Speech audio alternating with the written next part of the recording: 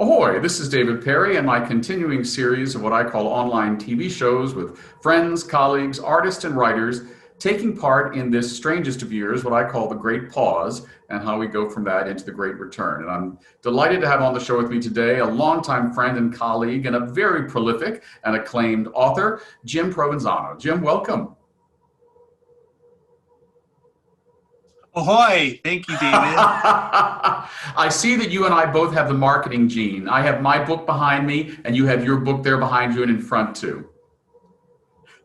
It's actually not too much of an artifice because I just got shipped my sample copies that I'm sending to donors to my Indiegogo campaign and 3 old school media people who wanted print copies. So they just arrived yesterday Friday, and so I was actually unpacking them and I'm mailing a bunch over there. So yeah. I feel you. I feel you. Branding, yes, I know. branding. I know. I'm shameless. I mean, there they are. Well, you started writing long before. Well, I wrote nonfiction for many years for The Advocate and many publications and had my own TV show. But I've always admired you, Jim, because you're the most prolific author who actually has sold his books that I know. Oh, thank you. Thank you. Yeah, Lucky 7, I'm calling this one, Finding Tulsa, because in addition to a play and a short story collection, but this is the 7th novel that I've been able to publish, and I'm very happy about that. Well, 7 is my lucky number, so I'll keep my fingers crossed for you. Okay. For those who have not read you, or maybe have and want to learn some more, talk to us about the previous 6, including one that, of course, is near and dear to my heart because it's about something we both experienced, the glorious food years. Oh, that's so funny, because that was actually the first novel I wrote, but it was the second one that was published. I have 7 novels, including Finding Tulsa, coming out. They're all gay fiction. I've always done that. I always will. There will always be a gay male protagonist of various influences, but I take pieces of my life and turn one small piece into one canvas. Like Pins was the first one, my debut novel. Do I have it? Oh. My little orange menace about high school wrestlers. And the one you referenced, Monkey Suits, yes, about cater waiters, was actually the first book I wrote. I had an agent. He couldn't sell it, so I moved on to the next book. I had an agent for that with a big agent at ICM in LA who wanted to do a book deal, movie book deal. It all fell apart, which turned out to be great because then I self-published it a year later and I had perfected the novel and really made it much better. I have self-published. It was kind of recherche, or not, is that the right word? It was kind of frowned upon by reviewers in those days. But since then, with the 4th and 5th novels, every time I think of you and, well, you can look them up, and its sequel, Message of Love, I had some success because it won a Lambda Literary Award and the sequel was a finalist. The Lambda Literary Awards had not allowed self-published books for many years up until recently to even be reviewed, let alone to be given a consideration for the award. So that was a real big deal for me. I was very thrilled. I was in New York. I ran down, did a whole Sally Field kind of speech because it was not just about the prize, but about validation, about you've been trudging away here for, at that time it had been 15, 16 years in journalism and in books.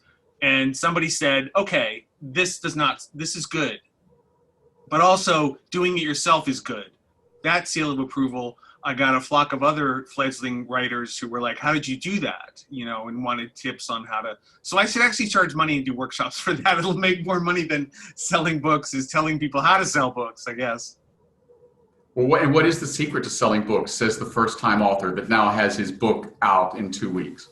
Well, you've already accomplished, from what I've seen and read, something that is the basic 2-word answer: don't suck. You can't sell a bad book. You can sell a bad book. I mean, look at all the horrible books that get sold. But for my colleagues and friends who want to know, write a good book first. Don't worry about, will it sell? Will I get an agent? Will I get, a prize or something like that? You have to be so in love with the book that you make it really good. And you also have to be open enough to give it to a professional to edit. All my books have been professionally edited, not just a friend who makes a little red pencil, which I do for free for my friends, but really look at it and go, I see what you're trying to do, but how about this way? And that's what a lot of self-published authors don't understand. They're very precious about being published, which I've been lucky to work in journalism and media, so being published is no big deal. It happens to me every week. But doing it right and getting it really perfect is the goal, and that's the fun part. Yeah, for me, it was very interesting. People have asked me how I found my publisher. And I said, well, I guess, after 35 years in public relations, I know people, and I was just shameless in knocking on doors. The part of the process that interested me and was the most emotional was the editing process. Sending out first the advanced review copies, which had lots of typos and things, but was good and got reviews. But then working with the editor and having him do those things you just talked about. Well, what about this? And what about that? And really made for a better book. So it's been interesting. Talk to me now, though, about the book that you have that obviously doesn't suck and that you love a lot and is your newest creation, Finding Tulsa. Where did you get the inspiration? And where is it set and why? Okay, that's three-parters, so prepare, take a breath. The log line, which I like to use because it's about Hollywood, is a almost has-been gay film director nearly messes up his big chance for a big TV movie with gay themes when he reconnects with his high school crush from a summer stock Ohio production of Gypsy. So thus the Tulsa, it's not about the city. Lance, who played Tulsa when he was a kid, is an actor, and he hires him, and they're both immediately are like, oh, we get to make up for lost time. In the middle of all this, there's a whole TV movie is written up, and we go through the director Stan's journal, and then a major porn star kind of comes into the mix, messing things up. It's a full exploration of 90s sexuality, AIDS, the loss of love, making movies. And also the kind of the gay chic of movies in the early 90s and how it became trendy, and yet there were still problems and accommodations. It's about a compromise too. Stan has to make a lot of compromises with his producer, writer, ex-boyfriend, Barry, to keep working together, but also having that unglued kind of non-defined relationship with multiple men, actually. The inspiration for it was first, I was in a production of Gypsy in summer stock when I was about 10 or 12. And I had a huge crush on the guy who played Tulsa.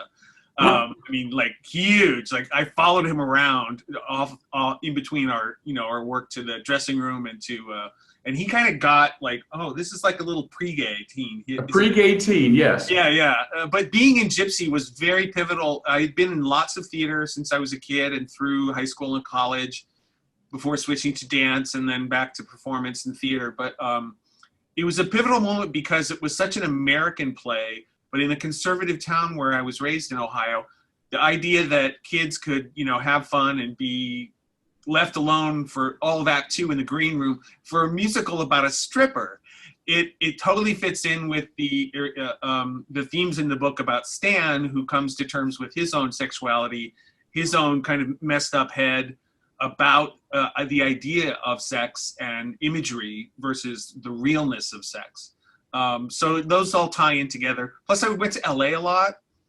Since moving out here, even before moving out here, I hung out with Tim Miller and Marcus Nazario and a lot of pivotal 90s gay scene people, like Lance Loud, and just took notes because it was like so other, because I was in New York and moving to San Francisco and never thought of living in LA. But every moment of my visits to LA have stuck. They have been profound or surprising. My brother lives there as well, so I visit him a lot. So those two things, like being a Gypsy, working on films, actually short films, music videos in the 80s and 90s, and the 90s scene of ACT UP and the different mise-en scene of the gay community there, which is all dispersed and everybody, of course, drives everywhere. So that was a thing that was not of my life that I thought, oh, I'm going to keep writing it. And it's just been going on for 20 years I've been writing this book. I knew the title from like the first 1,000 words. I did not know that 20 years later it would be a completely different context in terms of politics and the Black Wall Street massacre, which is mentioned, but it's not about that. So, I mean, the whole thing about Tulsa is it's the character name. but I'm not going into all the subcontexts of the city itself. That's one of the misnomers of the title. That maybe is a marketing mistake, but I haven't been able to think of a better title since then. It may be a marketing mistake, or it could be, a marketing bit of brilliance. You never know. It's a binary thing that I've been talking to with my straight and gay friends. Is you say Tulsa and the idea of, and you say movies or musical theater, and some gay people just click and go to Gypsy. Some people don't. They're going to learn that, or they're not going to get it at all. So it is a very like back and forth kind of thing that I've been dealing with. Yeah.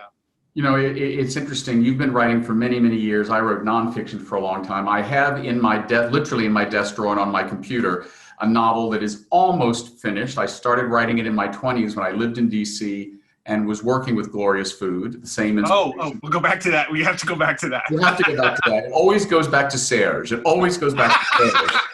So it's interesting because the whole frame of that book, which is called The Man in the Circle and has never been published, is about a young gay man's life in the AIDS era, watching it happen. And for some reason, I think I never finished it because in the back of my mind at age 25, having not taken the test, I said, if I finish it, I'm going to die. And now in the year of this new pandemic, I suddenly realized maybe this character, 40 years later, can finish it. So I guess my way of getting to my question for you is, how many times have you written something that you really loved and put it away and realized, gosh, I'm just not ready to finish it yet. And the characters, they keep talking to me. Yeah, that was a really strong case with my last novel, Now I'm Here. It again is a rural and Hollywood with a fictional part of my Ohio upbringing. But it sat for 15, 18 years. It was going to be my next book, but then I got the inspiration for Every Time I Think of You from a Dream. I just woke up from a dream and started writing a short story. And then it's 2010, 11. And then was like, oh God, and it's a novel, meaning like, oh God, I'm pregnant. I did not want to write a novel about this, but I just became obsessed with those guys. And then Now I'm Here just took a back seat again. But then after those two were done, then I heard about the Queen movie, even when they were in pre-production. And I thought, well, Now I'm Here is steeped in Queen because it's about a piano prodigy in a small town who becomes kind of locally famous for doing a piano solo version of Bohemian Rhapsody, which in those days people just didn't do. You didn't go viral by playing in a shopping mall. There was no YouTube, there was no cell phones, there were no flash mobs. But he becomes kind of famous for doing this thing in a prescient way, and he falls in love with a pumpkin farmer. I worked on a pumpkin farm, and when I dropped out of one college at Kent State in theater before switching to dance at Ohio State, I worked for 6 months on a pumpkin farm, and it was the most amazing, difficult experience of many, many years. And it stuck, and that became a short story. So I was doing the piano player Queen thing, and then I realized, well, who's he going to fall in love with? Oh, let me fictionalize my pumpkin farmer life. And then the two together were like two parts of me that fell in love with each other. I think a psychotherapist would have a good time with that. But that one was, sometimes you just need a kick in the pants. Like you said, 20, 30 years later, that DC novel is you have a choice of making an addendum, of having it jump time, of having it be through the framework of an older man who survived. You have so many options, but you still really should tell that story because like Now I'm Here, it's steeped in the tragedy of AIDS. And because even though it's like, quote, over, according to some, there's no reason to not keep telling those stories. Yeah, it's very interesting. Until as you know, I've been in PR for over 3.5 decades. I've represented books. Now that I've written one, I think I must have done a really bad job because I'm like, wow, I've learned so much about how to sell a book by selling my own. But I would hear authors tell me, oh, I didn't know how it ended until I started, or the character spoke to me. And I remember I would listen to these authors and I would say, oh, you're so full of it. But now I understand. I remember vividly writing this book. And one day, it's like a character spoke to me. And as Alfredo said, my husband, we were driving and I went, oh, he said, what's the matter? I said, I just figured out the ending. He's like, you didn't know until now? I'm like, no, it's all changed. Has that happened to you? Not major changes. No, I do get a flash of the full arc in pretty much all my books. I know that, well, nobody's going to die or somebody's going to die. I don't deal with death in that way very much. I don't do thrillers, but I pretty much know the arc because there was a eureka moment with many of the books. Other times it's like with Cyclozen, it was just kind of noiry, memoiry journaling, where it was really a roman à clef. It was not, I'm not making up everything here. I made up some things at the end that were kind of noiry, but mostly it was me, the brief period where I was a bike messenger in New York. Act Up was everyone was quitting or dying or leaving town. So it's a sad little piece of the East Village that was just, I was writing it as it was happening, and then I just let it ferment. With other books like Monkey Suits, which we have to, that was, again, I would come home from a party as a cater waiter in the late 80s, working for Glorious Food and others. I would take the PATH train to Jersey and write down what happened that night on a manual typewriter, because I was on paper. There was no computer I didn't have one in 1988. So that was really like, oh my God, you know, I served Beverly Sills at the Met, and I wrote down this thing or the other. I made a $200 tip for Thanksgiving dinner at Mary Tyler Moore's, you know, estate or whatever. Or we did a sukkot, the Orthodox Jewish hut thing. Yeah. Multimillionaire had a hut built on his balcony on Fifth Avenue, and then it started pouring rain. So we were standing there holding the things while they were all in the hut, and we had umbrellas. It was the most absurd thing. I didn't really fully explore it in the book because it seemed a bit anti-Semitic to characterize Orthodox Jews in a comic fashion. That's why I kind of self-censorship sometimes. But that book was really, I mean, I then sculpted a fictional story around it with a kind of sleuthy, missing jewels, etc., just to have fun with it.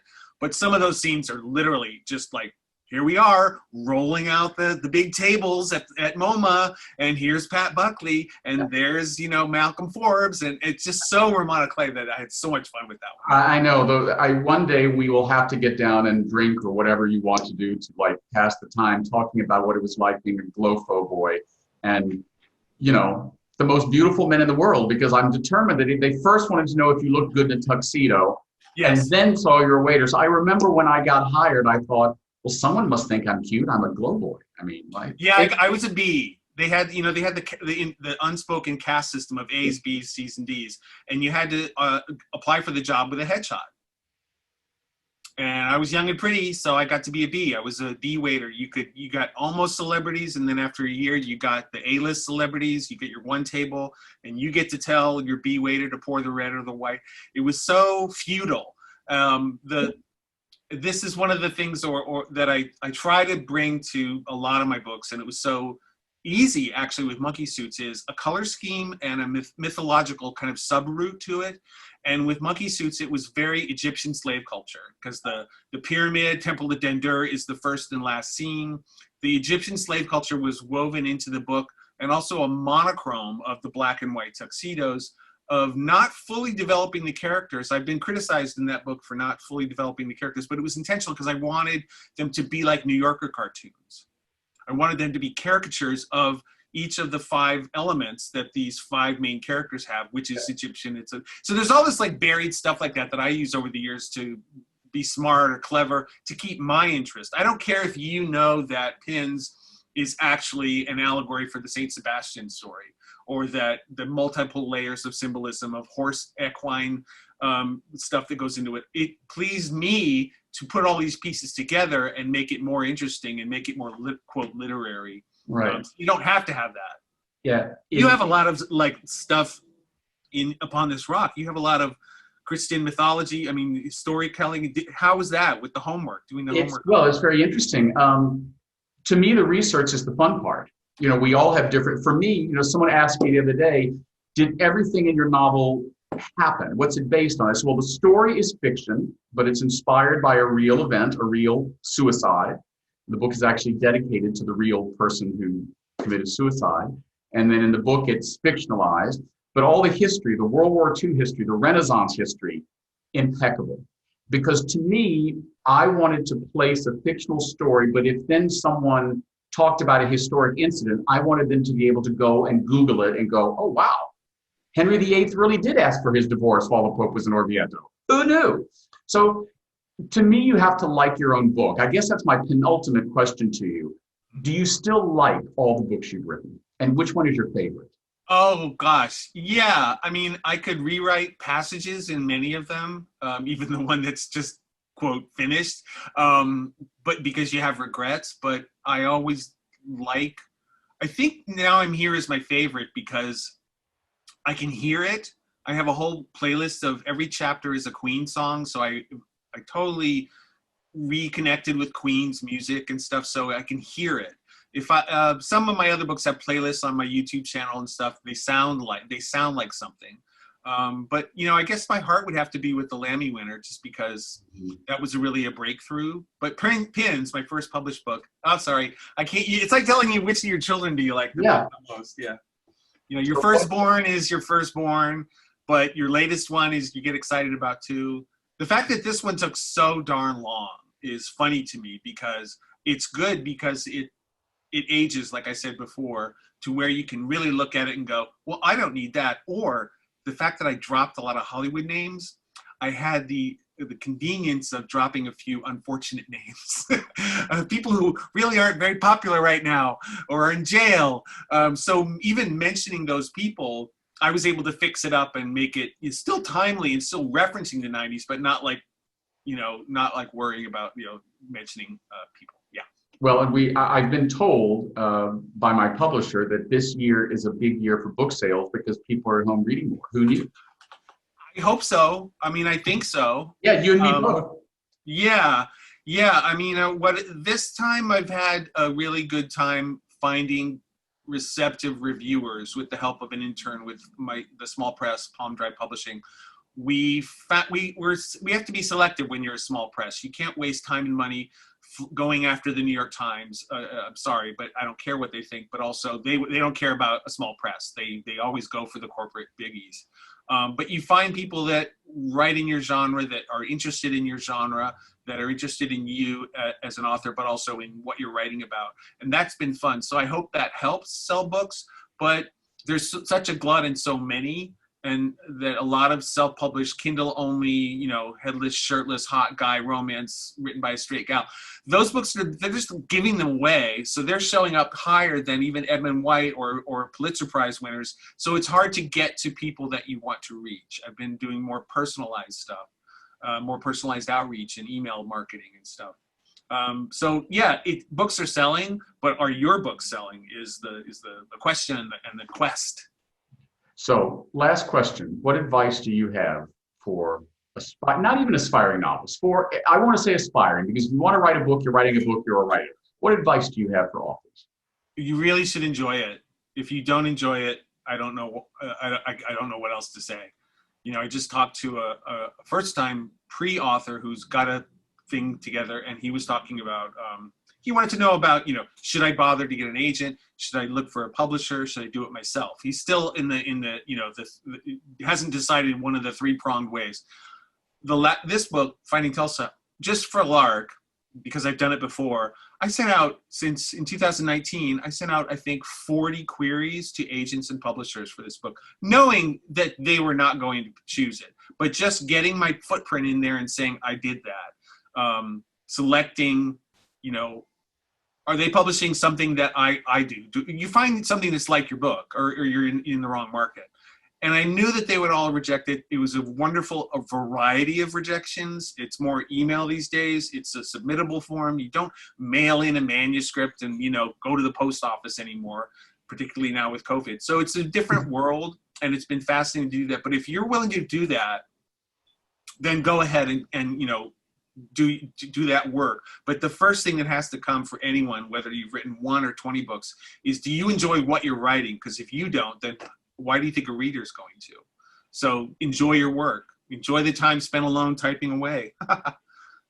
Thank you. We've been speaking with Jim Provenzano, someone who enjoys his work. I know the work. I enjoy it too. Oh, he's got his mascot. What's the mascot's name? He does. He loves books. Sorry, I've been watching a lot of Craig Ferguson on YouTube. Well, and also, your new book, Finding Tulsa, is about gypsies, so you got to have a gimmick. So I assume that's the gimmick. We've been. That is the gimmick. Yes. Next show is going to be all puppets. Ahoy. Ahoy.